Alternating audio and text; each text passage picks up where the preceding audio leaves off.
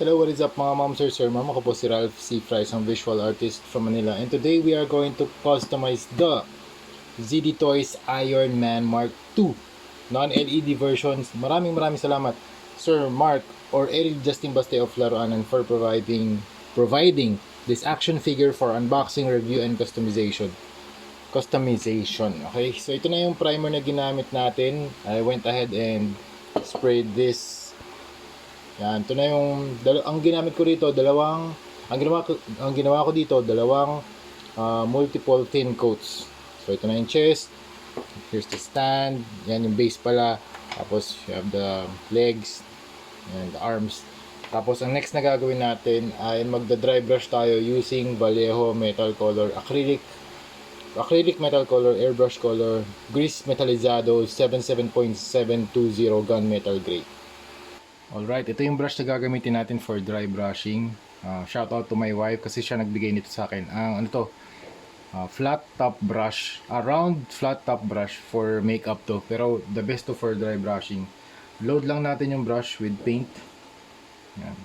Pati yung sides load din natin. Yan. Tapos, pag na-load nyo na yung bristles, remove most of the paint. Siguro mga 85%. Yan. Pero hindi naman yung super dry na to the point na wala na talagang pintura. Yan. Try natin dito sa likod. Yan. Zoom in ko lang Yan, para makita natin. Pag nag-dry brush tayo, very light lang yung pahid sa action figure. Hindi yung sobrang diin. Kasi ang mangyayari dito sa dry brush method, lahat lang ng mga areas na nakaangat, yun lang matatamaan. So, start tayo dito sa kanyang mga flaps. Okay? Ayan. Very light lang. Lalabas lahat ng mga details dito. So, ang ginagamit ko movement ngayon, from the bottom pataas. Ayan. From bottom pataas para yung weathering niya, kunwari, gusto niyo lang dito parang magasgas yung yung armor. Dito lang kayo mag-start, tas paangat. Pwede rin naman kayo mag dry brush pababa. Kung gusto niyo yung weathering from the top, tapos pababa. Okay? Pwede rin namang diagonal, pwedeng circular yung motion. Yan. So yun lang gagawin natin sa buong sa buong surface ng action figure. Okay? Yan. After one layer of dry brushing, dito sa chest, gumamit ako ng circular movements. Yan. After one layer of dry brushing, ganito na yung itsura niya. So yan, mas meron na siyang detail, lumabas na yung armor panel lines, yung mga rivets, kita na rin. Hindi siya super black. So yun, gagawin natin to sa lahat ng mga parts. So yun, ang next step na gagawin natin, mag-apply tayo ng Hero Cobalt Blue dito sa torso using yung dry brushing technique ulit. Ang naisip kong concept dito yung parang nag-activate pa lang yung hologram. So ang gagawin lang natin na papahiran lang natin ng dry brush itong part na to. Yan, itong kanyang left arm, dito sa part na to, yung sa left part ng kanyang chest, and yung right part ng kanyang leg. Okay, siguro hanggang dito or hanggang dito. Yan. Para nagsisimula pa lang yung yung activation ng hologram. Okay, try natin dito sa part na to. Blue yung gagawin natin. Medyo marami pang tubig.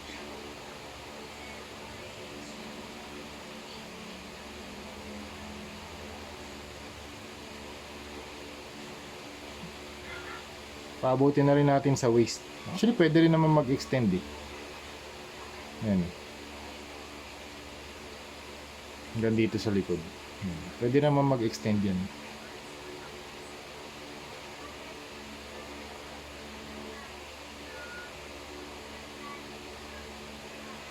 Okay, mag-add na rin tayo nito ng intense violet para magkaroon ng additional color. Or rather, additional hue. Okay, try natin dito sa sa body. Yan. Para lang hindi siya super blue.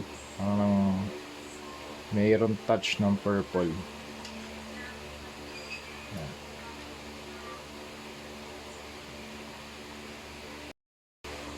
Okay, next color na gagamitin natin for the dry brushing technique, light turquoise.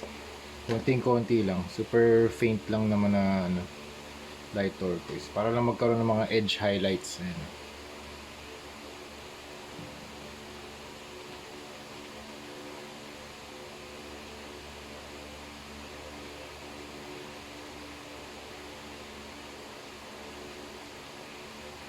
Okay.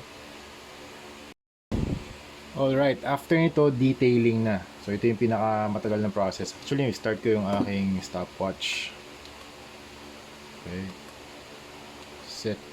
Restart natin. Para maorasan natin kung ilang oras tayo nagdi-detail.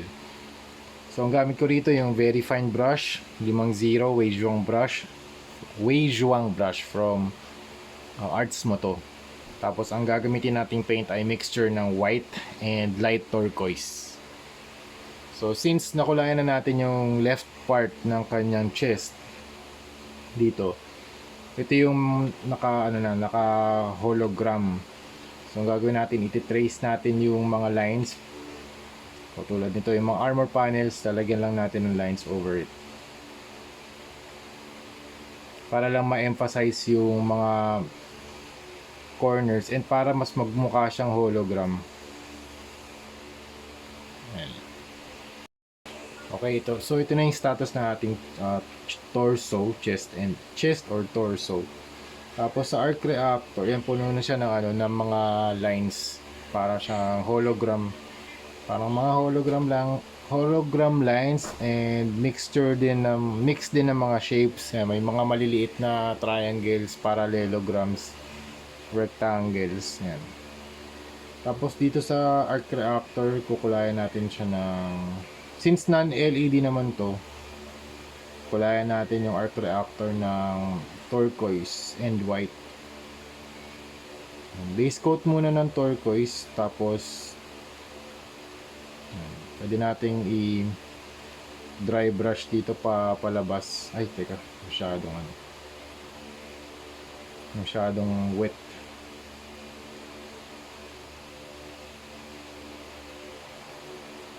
Siguro ibang brush na lang para mas tuyo. Pwede tayo mag dry brush palabas yan.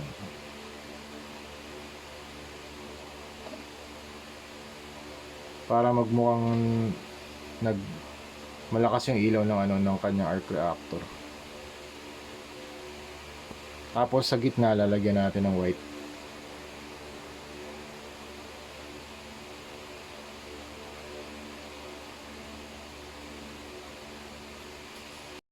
Okay, add tayo ng white sa gitna.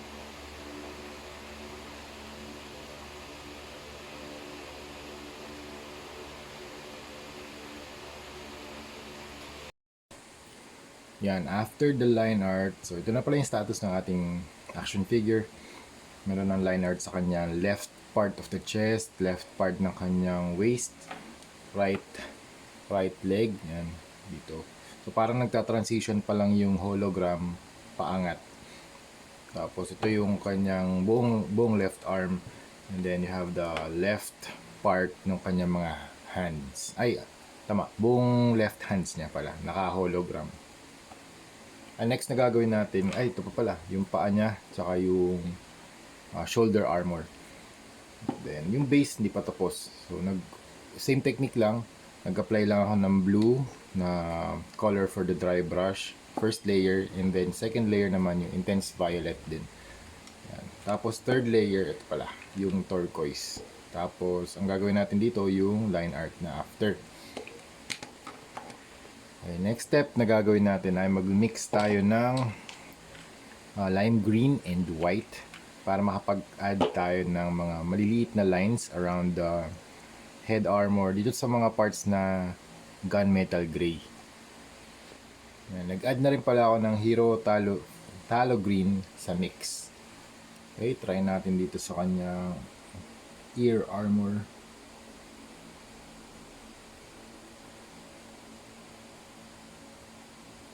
Yan. So, ganyan yung gagawin natin sa mga selected parts nung Iron Man Mark II natin. Okay? So, yun. Balikan ko kayo kapag tapos na siya. Alright, we are done with our first project of the year, Iron Man Hologram Activate na custom. So yung dito sa kanyang left part ng torso and ng waist and ng arm, diyan nagsisimula yung kanyang hologram. Tapos dito din sa kanyang right foot. And then the rest of the body, pinulayan ko na lang nag-apply ako ng green na mga na paint or lime green na paint para lang magkaroon ng additional contrast dun sa hologram. So ito yung lime green tapos blue. Para lang dito sa gunmetal kasi na surfaces, plain, super plain siya kapag wala siyang lime green. Kaya nag-add na lang ako ng mga parang decal type of paint para magkaroon ng additional contrast and details. So, yan. So ito yung front. Yan. Medyo lalapit ko yan para makita nyo front, tapos top, then you have the back. Tapos sa flaps meron din detail work. Yan. Tapos dito sa sides, kinulayan ko rin yung circles.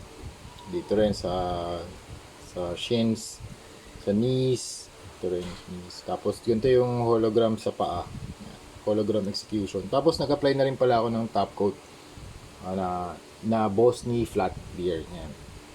So yun lang mga ma'am sir. Thank you very actually ang next project natin ay ito, Silver Centurion. Naka-ready na, naka-prime na.